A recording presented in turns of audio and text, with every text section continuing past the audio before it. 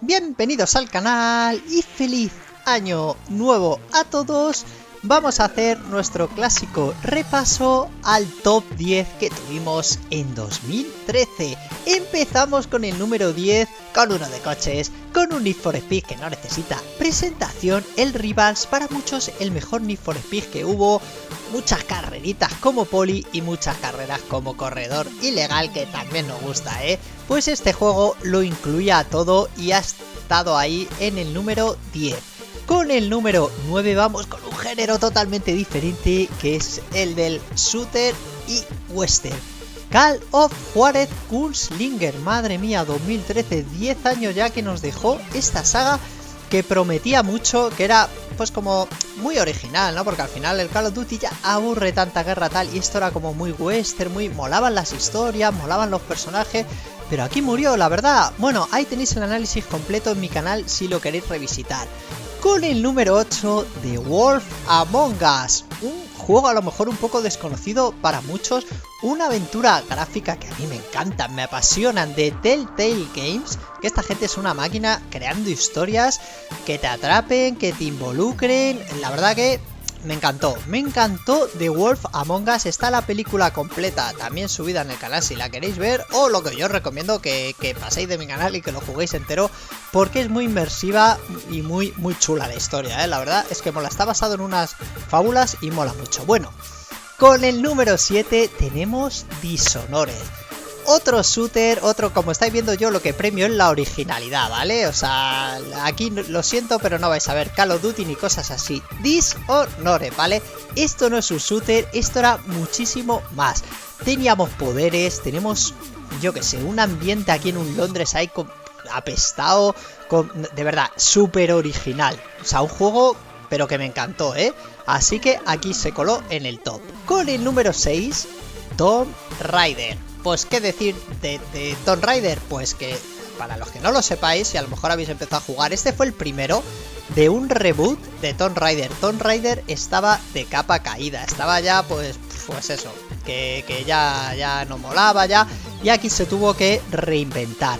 Los que ahora sois muy de Uncharted, que sepáis que gracias a este Tomb Raider los tenéis, porque es, vamos, el padre de los nuevos juegos de este género. Bueno, continuemos con el número 5, que ya empezamos en el top 5, ¿vale? Ya empiezan a aparecer aquí los grandes juegos. Assassin's Creed 4 Black Flag. Para mí, los Assassin's Creed igual, se les puede pecar de criticar por ser repetitivos, ser iguales, pues aquí toma golpetazo que nos dieron con los barcos, con las guerras navales, descubriendo islas, bueno, un mundo súper abierto y súper chulo. Bueno, número 4, perdonad que saque aquí mi lado friki, pero aquí está Batman Arkham Origins. Igual aquí algunos se rascan los ojos. ¿Cómo puede estar en el número 4? Pues lo que os digo, tengo un lado muy friki. Yo todo lo que esté en Batman, este Bane, este el Joker, pues a mí todas estas historias me encantan. Para mí esto es como ver una película más. No, esta no es la mejor de todos los Arkham, lo sé, pero para mí, en cuanto a juegos de este año, es uno de los juegos que he jugado que más he disfrutado, de 2013, de los que más recuerdo y que más me gustaron. Bueno, número 3, ya empiezan aquí los títulos gordos para mí, esos títulos que no se me van a olvidar en la vida.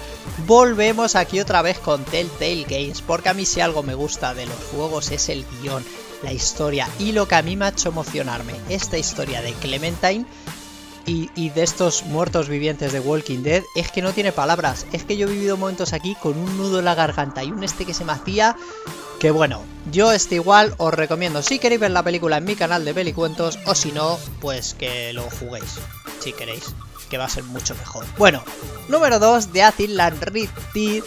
Ya, ¿por qué está este tan alto y por qué está tan aquí? Si es que no hace falta ni explicarlo, porque es divertido, es adictivo, esto es droga. Yo el de Asylum 1 ya me encantó y no me hice todas las secundarias que existían, pero hice bastante. Ya le cogí con ganas, le cogí diciendo lo voy a hacer todo, me voy a tirar aquí horas y horas y horas matando zombies, electrocutándolos, subiendo niveles, fabricando armas que hagan, que electrocute, que envenenen, bueno, diversión en estado puro.